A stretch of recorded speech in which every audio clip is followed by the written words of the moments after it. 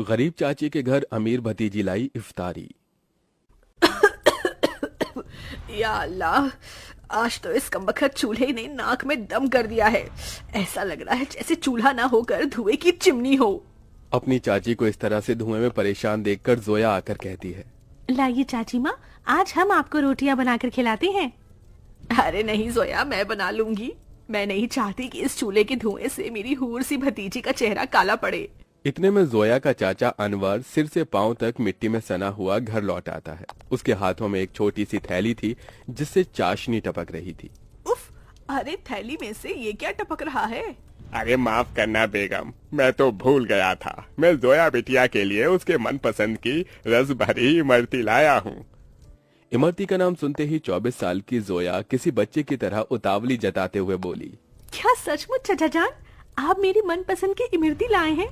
मेरे मुंह में तो पानी आने वाला था, मगर मैंने किसी तरह खुद को रोक लिया। हम सब साथ में इसे इफ्तार में खाएंगे। अरे नहीं बिटिया, मैं जरा सी ही इमरती लाया हूँ, तू खा ले। मुझे और तेरी चाची को मीठे से खास मोहब्बत नहीं है ना बेगम? जी बेशक। असल में इमरती खाने का मरियम और अनवर का भी बड़ा मन था, मगर दोनों अपना मन मार लेते हैं। बचपन की दुर्घटना में जोया के माता पिता स्वर्ग से धार गई, जिसके बाद से जोया के चाचा चाची ने उसे अपनी बेटी की तरह पाला पोसा। उसके प्यार में कोई कमी न हो, इसलिए दोनों ने खुद की अपनी औलाद भी नहीं की। अनवर की माली हालत कुछ ज्यादा खास अच्छी नहीं थी। बस उसके पुश्तों का छोड़ा गया सालों पुराना एक कमरे का कच्चा घर और खेती करने के लिए जमीन का एक छोटा सा हिस्सा, जिस पर थोड़ी बहुत खेती करके जैसे तैसे 2 वक्त की रोटी का गुजारा चल रहा था। या खुदा, कढ़ाई में जरा सी सब्जी है। खैर, नमक प्याज रोटी से ही इफ्तार कर लेंगे। सब्जी सोया को दे देती हूँ। मरियम 3 थाली लगा ले आती है। अरे ये क्या, चाची माँ मेरी थाली में सब्जी, आप दोनों क्या खाएंगे? तभी अनवर अपने गमों को छुपाता हुआ झूठी मुस्कुराहट से बोला, अरे सब्जी की क्या जरूरत, आज तो मैं नून तिल से रोटी ही चटकारे लेकर खाऊंगा।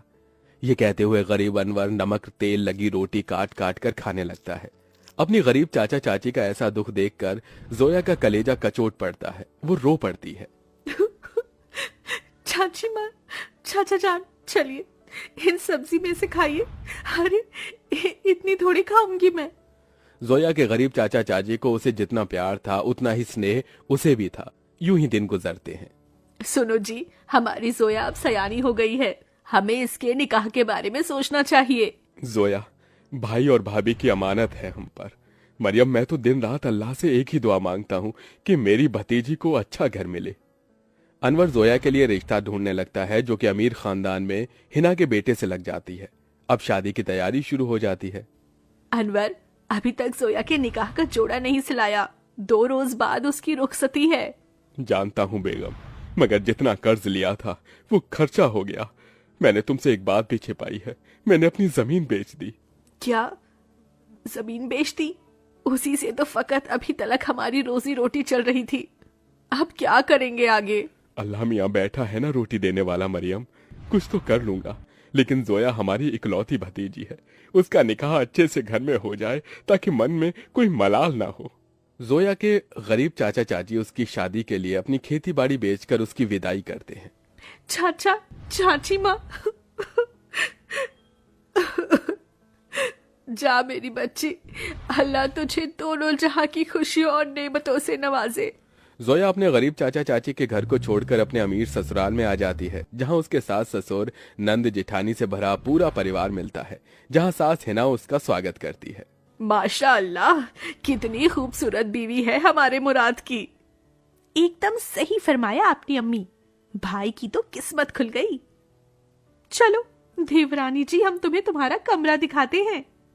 जोया की जेठानी आलिया उसे कमरे में ले आती है, जो कि बहुत ही बड़ा और आलीशान था। वल्ला, इस कमरे से भी छोटा तो हमारे चाचा चाची माँ का घर था।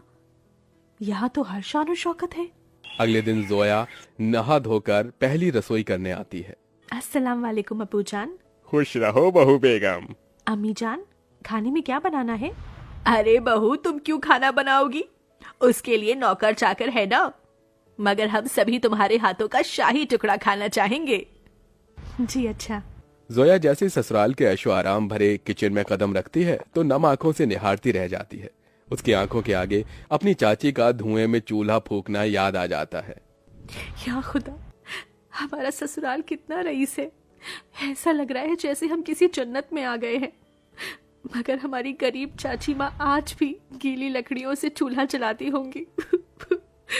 आंखों ही आंखों में जोया का उसके ससुराल में 1 साल गुजर जाता है और रमजान का महीना शुरू हो जाता है, जहां वो अपने अमीर ससुराल वालों के साथ दावतों भरी दस्तरखान पर बहुत कुछ खाती है, तो वहीं उसके गरीब चाचा चाची के हालत गरीब बदहाली में कट रहे थे। अरे क्या हुआ मरियम बेगम, अभी तक खाना नहीं लाई? मैं वजू करके कब का बैठा हुआ हूँ। जी लाई। मरियम कुछ रोटियां रखकर नमक मिर्च के साथ लाती है। जी बस यही है खाने में, रूखा सूखा है खाने में। जाने अल्लाह हमारे दिन कब बदलेगा। बाकी दिन भी रूखा सूखा खाते हैं और रोजे में भी रूखा सूखा खाकर काटना पड़ रहा है।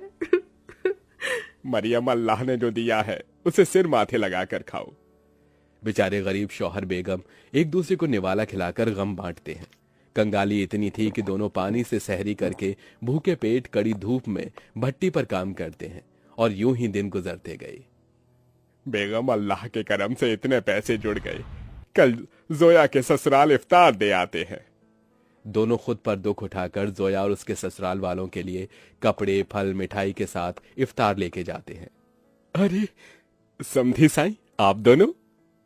वालेकुम अस्सलाम समधी जी, ये आप सबके लिए हमारी ओर से इफ्तार का छोटा सा नजराना। तभी महंगा सा जोड़ा पहने हुए जोया आकर अपने चाचा चाची के गले लग गई। उसकी आंखों से आंसू छलक पड़े। चाची माँ, चाचा जी, कैसे हैं आप? गरीबी और गमों भरे हालातों को छुपाते हुए दोनों झूठ बोलते हैं। हम अच्छे से हैं। अरे बच्ची, तू खुश तो है? जी चाचा, मैं बहुत खुश हूँ। यहाँ सभी हमारे साथ बहुत ही अच्छे से प्यार मोहब्बत से रहते हैं। अल्लाह का शुक्र है जो तुझे इतना मोहब्बत भरा ससुराल मिला है। अच्छा, अब इजाजत दीजिए। अरे भाईजान, अभी तो आए हैं, अभी ही जा रहे हैं। थोड़ी देर में इफ्तार का समय हो जाएगा। इफ्तार की दावत खाकर जाइएगा। नहीं आपा, हमारे यहाँ बेटी के ससुराल का पानी भी नहीं पीते। हम चलते हैं, अल्लाह हाफिज। उनके जाने के बाद जोया की नंद ने कहा, अम्मी, आपने गौर फरमाया भाभी जान के चाचा चाची काफी कमजोर से लग रहे थे और कुछ परेशान भी थे। नाजिमा, लाजमी है कि वो कुछ परेशानी में है।